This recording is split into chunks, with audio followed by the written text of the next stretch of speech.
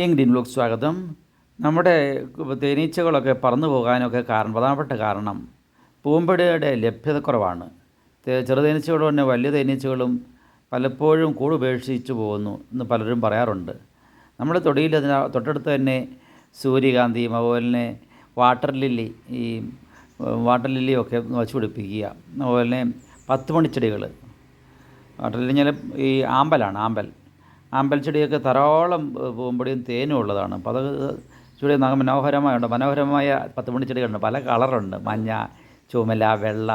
ഇതെല്ലാം വൻതേനീച്ചകളും ചെറുതേനീച്ചകളും വന്ന് ആകർഷിച്ച് തേൻ കുടിക്കും. അപ്പോൾ അതിലൊരിക്കലും പോവുകയില്ല, നമ്മുടെ തൊടികളെ ഉപേക്ഷിച്ച് പോവുകയില്ല. അപ്പം കൂടുതലായിട്ട് ഇതുപോലുള്ള ചെടികൾ നമ്മുടെ മുറ്റത്ത് വെച്ച് പിടിപ്പിക്കുക.